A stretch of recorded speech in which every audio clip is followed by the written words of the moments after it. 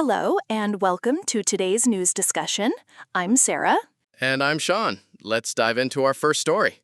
New Mexico authorities reported that 3 people are dead and more than a dozen first responders were assessed for possible exposure to an unidentified substance after being called to a rural home for a suspected drug overdose. That's a very serious situation. Do we know what the unidentified substance is?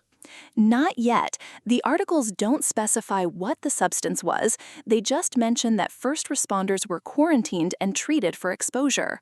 How many first responders were involved exactly? The reports say more than a dozen. The exact number isn't clear, but it was a significant response. That's concerning. Were there any specific symptoms or reactions reported among the first responders? The articles don't go into detail about specific symptoms, just that they were assessed and treated for exposure. Okay, so the incident happened in a rural New Mexico home. Was there any connection made to the substance found and the 3 deceased individuals? The reporting doesn't make a direct connection between the substance and the deaths, but it does mention that the call was initially for a suspected drug overdose. That ties into the broader context of drug overdose cases. Have there been any updates on the investigation into the substance? Not according to the articles. They seem to be focused on the immediate response and the condition of the first responders. All right, let's move on to our next story. Air France and Airbus were found guilty of manslaughter by a Paris appeals court over the 2009 crash of Air France Flight 447, which killed 228 people. That's a significant ruling after many years. What were the circumstances of the crash? The flight was traveling from Rio de Janeiro to Paris when it crashed into the Atlantic Ocean. The crash remains France's deadliest aviation disaster. Were there any specific findings related to the cause of the crash? The articles don't go into the specifics of the crash's cause, but they do mention that both Air France and Airbus were found guilty of corporate manslaughter. What are the implications of this ruling for Air France and Airbus? The reporting doesn't detail the specific penalties or implications, but it does indicate a significant legal outcome for both companies. That's a serious development. Were there any reactions from the families of the victims or the companies involved? The articles don't mention specific reactions, but it's clear that this ruling is a major step in the long-running legal process. Okay, let's move on to another story. An Air France flight from Paris to Detroit was diverted to Montreal after a passenger was allowed to board despite recently visiting East Africa amid the Ebola virus outbreak. That's a dramatic incident. What were the circumstances surrounding the passenger's boarding? The passenger had recently visited the Congo, where there was an Ebola outbreak at the time.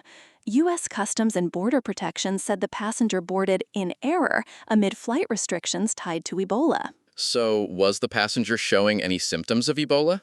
The articles don't mention that the passenger was showing symptoms. It was more about the precautionary measures due to travel history. Okay. And what happened to the passenger after the flight was diverted? The reporting doesn't go into detail about the passenger's fate after diversion, but it does mention that the flight was redirected to Montreal as a precaution. That makes sense. Let's move on to our next story.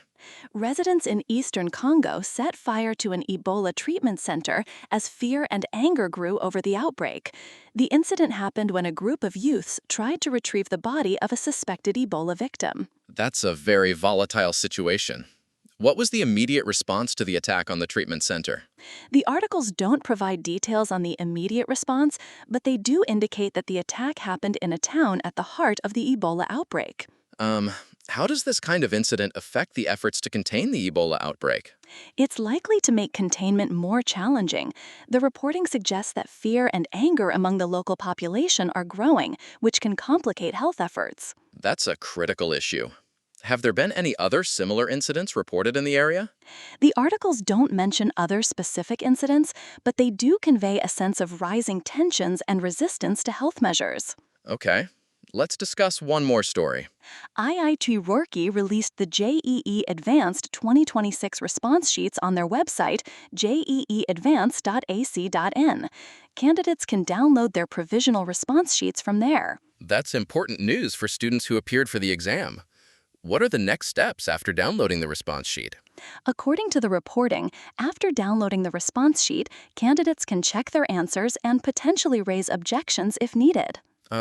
Is there a specific timeline for raising objections or seeing the results? The articles mention that there will be an answer key release and an objection window, followed by the results schedule. The actual dates are available on the jeeadvance.ac.in. That's helpful to know.